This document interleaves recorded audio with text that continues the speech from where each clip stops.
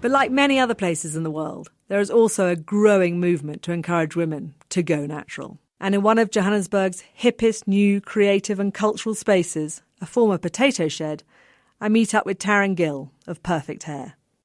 Hi, Taryn. Hello, Justine. Lovely to meet you, Justine, and welcome to the Potato Shed. Tell me about your shop, Taryn. What have you got here?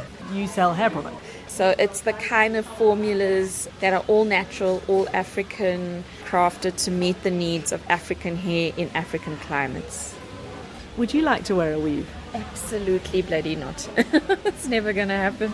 Just the whole concept of taking a fake piece of hair or even a real piece of hair and gluing it to my forehead or stitching it into my hair, putting this, what would effectively feel like a small rug, onto your head and leaving it there for months on end for dirt and odor to accumulate.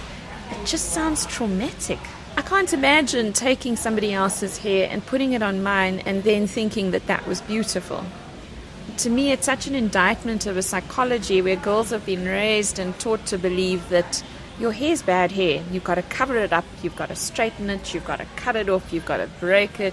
When we were in India, one of the biggest exporters of hair said the future for us is in Africa because of the growing middle class.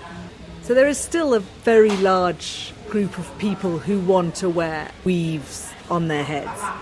There's no doubt that you can walk into any salon in Johannesburg, in Lusaka, in Lagos, especially in Lagos. You can walk into any African salon and ask that salon owner where the bulk of her revenue comes from, and she will tell you that it's weaves and relaxers. That pie is still 70 to 80% dominated by false hair, natural wigs. But what you can see is that the consumers who are on the tipping point, who are ahead of the curve, those are the opinion leaders, those are the influencers, those are the girls who walk through a mall proudly sashaying around with her afro, and 20 women will walk past and go, if she can do it, I can do it too.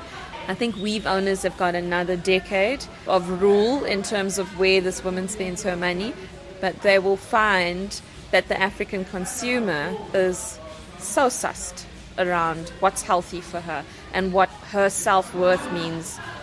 And I think that business people from abroad underestimate the intellectual capacity of the African female consumer and just how aware she is. We can already see, as South Africans, I think it's a 16.5% drop in relaxer sales in the last 2 years alone.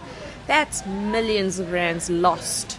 And where's that money gone to? It's gone to small entrepreneurs like me, or women buying olive oil and coconut oil and blending their own formulas in their kitchens. It's gone to people saying, I will not burn holes in my daughter's scalp just so I can send her to school with a straight ponytail.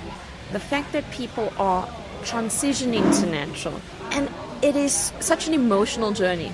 You will never meet anyone who doesn't want to stand, talk, laugh, share tips, come to what we call hair conversations, which is this constant, feverishly passionate dialogue that's always happening.